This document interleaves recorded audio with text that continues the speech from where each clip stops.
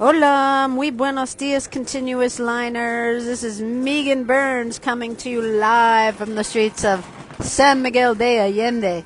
And it is November 4th, Tuesday, November 4th. So that means the chaos and the exuberance and the just the over the top excitement for Dia de Muertos is winding down. This weekend, this was like mobbed with altars and people and calacas. The whole town was just bursting with Dia de Muertos, and it was quite a sight to see. But now, here it is, Tuesday, November 4th. The Muertos event is over. It's not a holiday, right? It's not Halloween. That was kind of some of the controversy. I guess that controversy has been raging for years, because a lot of people think that Dia de Muertos is Mexican Halloween. It isn't. And it's a whole different sacred thing than what Halloween has become. Even Halloween is a pretty sacred event, right? Which has totally gotten lost in the shuffle, right? And I'm not trying to be any sort of like holier than thou, or, I know anything better. And, but I think a lot of us, no matter where you're at, are experiencing this whole thing of like, what is happening to the world? Everything is very different, right? Everything is very different. And this is true for a lot of things and a lot of places. And as someone who's been in San Miguel for many years, it's just this whole Dia de Muertos thing now is like completely off the charts. And, I know people have fun. People like dressing up and going to the parties. But, it's a pretty sacred event, and it's not Mexican Halloween. So I was just kind of like completely overwhelmed at how over the top it was. San Miguel has always been over the top. San Miguel is known for being like the heathens' playground, right? This is where even I was reading, this is a while ago, I was reading about the history of San Miguel, and the priests from faraway towns used to come here on the weekends, because this is where everyone comes to have fun, right? So San Miguel has always historically been a place where the heathens come to play. And now it's just infused with a lot of big money and the whole capitalism thing and commercialization. And, so it's a very different event. Some people love it. It's a little too much for me, and it's kind of one of the things I worry about the world, right? Because everything is so commercialized. Everything is like a big party that you have to try to outdress your friends. That's what Muertos has become. Everyone just gets dressed up and tries to outdo each other, and it's really, it's amazing in many ways, right? So anyways, I love the calm of morning in San Miguel. Look at that. Look at that. This is the beauty of San Miguel. This is what I like. Early morning anywhere, really, right? I was able to slip right into doing my lines. There's not the whole chaos of everything. It's Tuesday. My goodness, it's Tuesday. And, it's cold here. I even had to wear my gloves. And, their coffee machine is not ready yet, so I don't even have the whole town. This is not an early rising town. I know that people come to San Miguel oftentimes, and they want their coffee early. And this, like in America, coffee joints open at 6 a.m. Some do, right? And this is more like an 8:30, 9 a.m. coffee town, which has always bothered me. But who am I? Who am I, right? If I don't like it, stay at home. If I don't like it, make coffee at home, right? If they don't make coffee early enough for me, do it myself, right? And I'm totally on board with that. The town, for all its quirks and things that drive me crazy, it is a beautiful town. Oh, which reminds me, I'm super excited. Okay, so we're going into this new year where we have to be prepared on a whole different level, right? Like whatever year we're about to go into is going to be very different from any other year we've ever experienced. I suppose you could say that about every year, but just given the political climate, given the economic climate. Hola, buenas. ¿Es it listo? Yes. Oh, quiero un latte, por favor. Más caliente, por favor. Just with everything that we're looking at down the barrel of this shotgun that's aimed right at all of us. What are you going to do to be prepared? What are you going to do? Well, I am refreshing my whole curriculum and just refreshing my outlook, because I have to, no one is going to save me. I have to save myself. And so what am I going to do to save myself? Well, I'm going to aim for a higher vision. I'm going to aim for a higher vision. Look, here's my crown chakra. So I've got my crown chakra on right now. Oh, which reminds me, this is also, my logo is my crown chakra. Let me just show you that. So here's the similarities. Crown chakra right there. Crown chakra right here.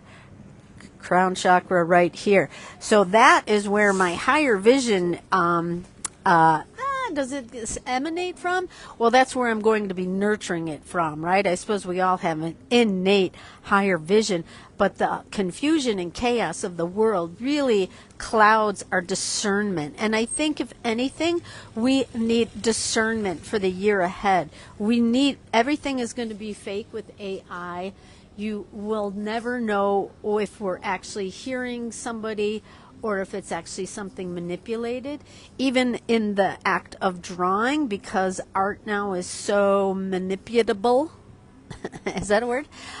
Through AI, I think more than ever, if you are have a proclivity to draw by hand, keep doing it, right? Keep doing it, because this is how you're going to connect with your higher vision. Well, how does that work, Megan? How does that work if you're drawing with your hand? How does that connect you to your higher vision? Because it keeps you grounded. It keeps you aligned. It keeps you grounded and centered. And more so than anything, I think all of us know, you spend an hour doom scrolling and you put your phone down and you're like, who am I? What am I? And we're all going to die, right? So the whole thing with the phones is very disorienting, right? So a by hand drawing practice will keep you centered, will keep you, I mean, there's more to it. There can, is it as simple as that? Yes and no, right? There's a lot more to it, because in order to be able to sit and calmly draw, you kind of have to take care of other things in your garden, right? You have to eat well, you have to maintain your energy, you have to maintain your mental facilities, right? You kind of have to just maintain your garden. And that's what I'm talking about as far as a higher vision with drawing. Yes, there's the whole act of drawing, but then there's the whole act of like taking care of your garden, right? In order for you to be able to draw with some calm and to center yourself and to breathe, right? I mean, I can only imagine that things are going to get extremely more chaotic, right? They're pretty chaotic as it is. The threat of everything collapsing is just, I mean, it's hard to stomach, because everything appears to be an illusion. I mean, I look at what's happening on the news and it's like everything is collapsing, everything is going, like he's attacking this and he's attacking that and they're arresting that. It goes on and on and on. And then you look out in the world and you go, oh, look, well, they're sweeping the streets over there and they're making, I can hear the coffee grinders over here and they're opening the windows over here, and here comes the bank guys right here. And here goes the shoe shine guy setting up his shoe shine operation. I can see the cooks in the back of the restaurant preparing. They're getting themselves organized. They're sweeping the floors. They're preparing the coffee for me. People are going to work. People are walking, right? So it's a whole thing about being aware of your immediate community. And that, it sounds so simple, but honestly, it's part of tending to your higher vision, because if you focus on the chaos, if the calamity and the chaos is the only thing that has your attention, you're not going to have a higher vision, right? So the higher vision comes through a practice of calming yourself, through drawing, through breathing, through, I hesitate to say meditation, because so many people are like, blah, blah, blah, meditation. I mean, I was one of those people too. Even though I do it, the word just bothers me, right? It's kind of like the word moist. Like, I don't like that word. There's other words I don't like either. But, you know, the whole meditation, you know why? It's like triggering. It's triggering that you have to be some sort of perfect human, that you have all your ducks in a row. And I've never had all my ducks in a row. I aim towards it, but I'm turning 60 in a few days, and I don't have all my ducks in a row, although I will admit my ducks are way more in a row than they have ever been, because I have a higher purpose, and because I have a higher vision, because I know what I want to be doing, even in the face of a world that is collapsing, or whatever it's doing, right? We're heading into war, we're heading into AI decimation, whatever it is we're heading into, which we hear these threats all the time. I'm resolved in the notion that I know what I'm doing. I have a plan. I tend to my personal garden, and I have a higher vision of how I want to manage in these coming days, right? How am I going to manage? You can't just blindly walk into the fascist years. I mean, you can, but that's really going to be overwhelming. So we have to prepare ourselves, right? So right now it's November, and in the continuous line storytelling, our daily drawing challenge is continuous line gratitude, right? And we do this every November. It kind of it aligns with the whole Thanksgiving thing. I know Canada has their Thanksgiving in October, so we're not all that far away from it. But it's just a time. I have a prompt list of what you can draw, things that you perhaps are grateful for, your dog, your morning coffee, right? A vase of flowers in the kitchen, that first bite of a crispy apple.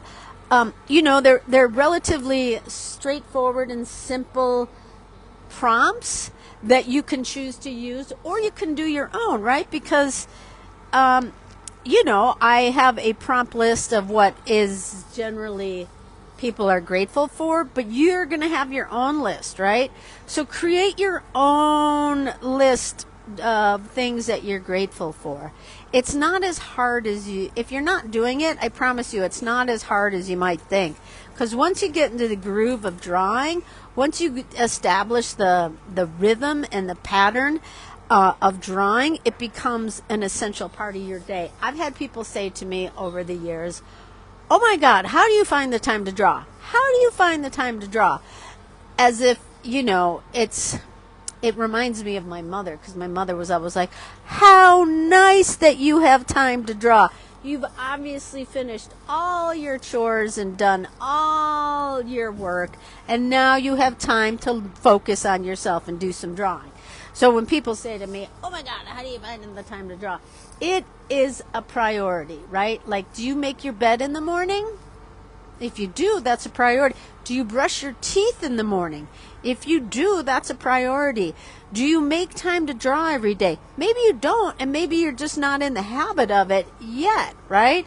But once you get in the habit of it, it's like brushing your teeth. It's like making your bed. It's like it's tending to your garden. It's tending to the things you need to do in order to feel complete and grounded. And everyone's recipe for that is going to be different. Maybe you like to draw before you go to bed. Maybe you like to draw first thing when you get up. Maybe you like to draw after you have your coffee. Maybe you like to draw after you take care of all your chores, right? Like how my mother did. Muchísimas gracias. Okay, my latte has arrived. I feel like I've been waiting forever. I really haven't. Here's my latte. Yay! Muy buenos dias, everyone. I asked for it to be super hot. It's super hot. So, another thing I'm super excited about, I am launching a San Miguel workshop, a San Miguel sketch experience, where I'm not offering any instruction. I figured we've got enough. I mean, there's a lot of people teaching sketch workshops, and I do that, but there's not many options for just going on sketch adventures, right? Sketch adventures where you've got a very experienced sketcher and sketch instructor and sketch experience maker who is leading a group for 5 days in San Miguel de Allende on a fabulous sketch adventure, and there will be mojigangas, and there will be enchiladas, and there will be tequila if you want it, and there will be beautiful lattes, and there will be hat makers and doll makers and flowers and church bells and everything you want to see and experience on a sketch adventure in San Miguel de Allende, but without the instruction. So come to San Miguel in March 2026, where we're going to be doing sketch San Miguel de Allende with no instruction.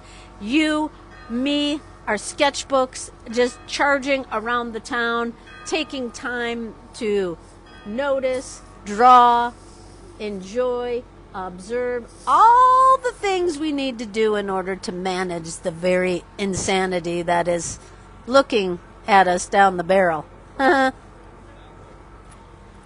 Join me March 2026 in San Miguel de Allende for Sketch San Miguel. No instruction, just pure sketching, drawing, and experiencing the wonderful culture and color and beauty of San Miguel de Allende. We're not going to all the hot tourist spots. We're going to the cool sketcher places, the places that you want to sketch, okay? So join me for that in March. I'm also teaching a workshop, a one-day workshop in Mexico City, because as many of you know, my goal in 2026 is to move back to Mexico City. I am just so much more aligned with that city. I love San Miguel de Allende, but it's time for me to get back to the city where I feel like I can do the most good. And so I have a workshop at Frames in Condesa on Wednesday, November 19th. If you're in Mexico City for that, a one-day deal, and I'm going to have some cool product there from the folks that I'm in conversation with. I'm going to have saturated inks for everyone and possibly some pens and paper. So if you're in Mexico City, join me on Wednesday, November 19th. And I'm in the process of putting more events on my calendar right now, because I feel like the only way we're going to get through these next few years is to be an artist. We have to be artists, right? So put on your artist cap, tend to your garden, tend to the garden as if your life depends on it, because it really does. Don't get gobbled up by the chaos. I mean, it's hard not to. Remember, it was just 1 year ago that, the chaos has been with us for a long time, but 1 year ago is when that election was, where this guy, stole everything again, right? And we've been bombarded daily with the audacity and the arrogance and the ignorance of this regime, and it is mind-numbing, right? So you have to put on your artist cap and be an artist, because I really believe it's the only way we're going to get through these next few years. So do your lines. Let me finish with some hearts, right? Because finish big with a heart, because got to go easy on myself and easy on others, because we're all going through stuff right now. Even if, social media can make things look hunky-dory, not as much as it used to, right? The cracks are showing. But everyone is going through something. It's stressful for almost everyone. I would imagine even for those MAGA people, it's stressful, because, some of them got to realize the clown show that they've been a part of. Anyways, finish big with a heart. Go easy on myself. Go easy on others. Put on your artist cap so you can tune into and nurture your higher vision, okay? So there you go. Do your lines every day. Finish big with a heart. Tend to your crown chakra. Here, let me get to it again. This is my recipe for my formula for getting through the next year. A higher vision through drawing that connects my heart to my eye, to my crown chakra. And these basic elements, you don't even have to believe in chakras, but if you get these things lined up, you will connect to your higher vision, you will connect to your intuition, you will find ways to manage and connect with community in these coming years where things are just going to be completely insane and upside down. All right, everyone, see you next time. Peace and love. Okay, bye.